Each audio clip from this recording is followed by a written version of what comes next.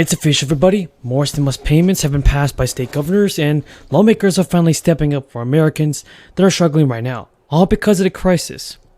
Checks worth up to $2,000, folks, can now be claimed by eligible Americans very soon, and this is the most important stimulus check news that I want you to know. Remember, everybody, the whole goal of this channel is to provide you with the most up-to-date and reliable stimulus check information. I want to see every member of my community receive the much-needed stimulus payments that everyone needs. And if you guys agree with me, then get this video to 1,000 likes. It's almost 2 years after the start of the crisis, and some of the hardest hit workers in essential industries are online for some new federal help for the expenses that they took as they worked through the crisis. It's sad to see how many Americans had to dip into their own pockets to pay for essentials. It should have been done by the government, no doubt about that. Still morning. It's been a busy one.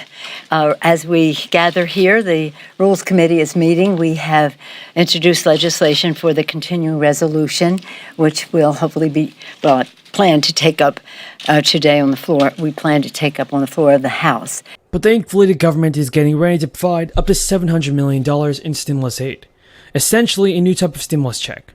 The important news is that applications will be accepted soon.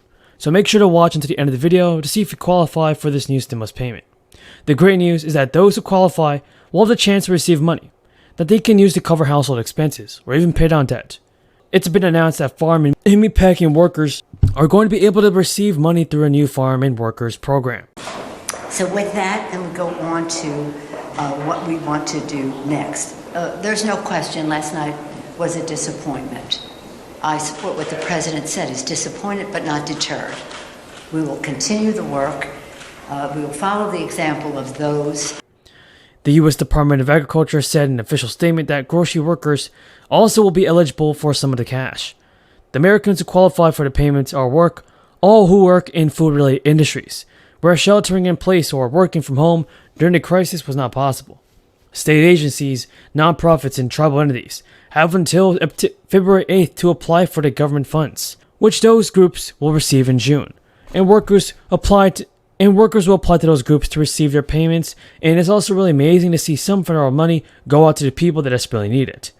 Farm workers and meat packers are entitled to up to $600 per person for crisis health and safety related costs, including personal protective equipment, childcare, and expenses related to the crisis. USDA says that approximately $20 million of the $700 million pool of money will be set aside for grocery store employees. But the amount individuals in the industry will receive is not yet known. And depending on where you live, you are eligible for some stimulus money in 2022. One form or another, no matter what the federal government does, some states are just forming their own stimulus money, as the federal government continues to negotiate on creating more stimulus checks. People have already begun to deliver supplemental stimulus payments. Some of those states might continue those programs throughout the first year, but the check amounts are the same everywhere you go. Some took the form of nearly universal checks, others were specific to certain occupations, like teachers or first responders, while others were reserved for students or administered through an expansion of programs like SNAP. For example, Florida will send a payment of up to $1,000 this month to first responders and educators, including teachers and principals. Like Florida, Georgia will give teachers and principals a $1,000 bonus just to thank them for their hard work in 2020. And Maine's stimulus package includes one of the smaller checks, but every little bit helps.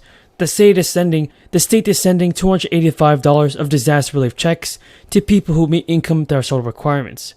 For married couples filing jointly, that's $150,000, and head of households, that's $112,000. But still, I do think that President Biden has to do a better job on this, and more stimulus payments must be approved. The Majority Leader. I ask unanimous consent the quorum be dispensed with. Without objection.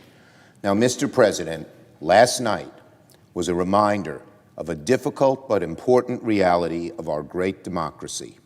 The march to freedom, through thick and thin, is never over, and we have to keep marching. While last night's vote was disappointing, it will not deter Senate Democrats from continuing our fight against voter suppression, dark money, partisan gerrymandering. Democrats are proud of the fight we held last night.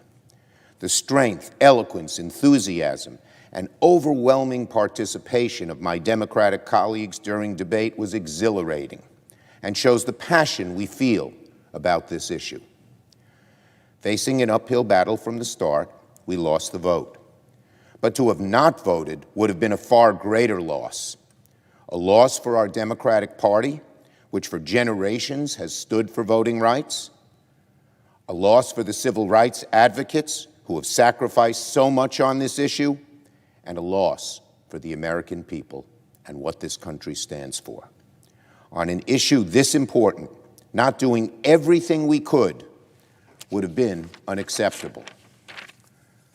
Now, the bromides of the Beltway class hold we should not have held a vote on voting rights if the outcome was not certain. They are wrong. Imagine telling Dr. King not to march from Selma to Montgomery because he could not be sure what obstacles awaited him and his fellow freedom fighters. Imagine telling John Lewis he should never have crossed the Pettus Bridge because it was unclear what perils awaited him on the other side. Every member of this body who has ever invoked these great titans of freedom has an obligation to uphold their legacies, not just with words, but with actions. Senators were elected to vote. The examples of Dr. King, of John Lewis inspire us, give us strength, and show us that sometimes the only right option is to move forward.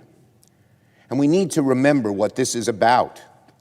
With the advent of Donald Trump and his many big lies, with the January 6th insurrection, with the vicious acts of voter suppression throughout the states, and with the greedy dark money interests who fuel the Republican Party these days, this is a fight for the soul of America, nothing less. So Democrats will not shy away from an uphill fight. We will continue to face them. And I believe that the lessons of history are clear. When representatives have to take a stand, when they have to show to the American people where they are on the issues, the right side of history ultimately prevails.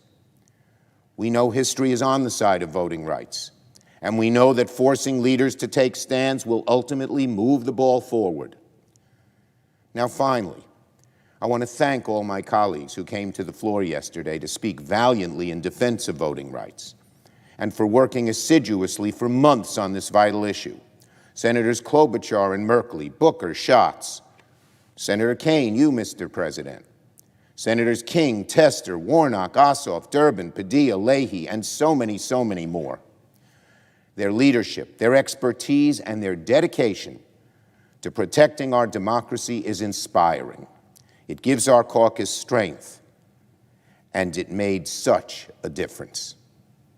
Last night was unusual and exhilarating because we fought the good fight. As former leader Alben Barkley of Kentucky said 80 years ago,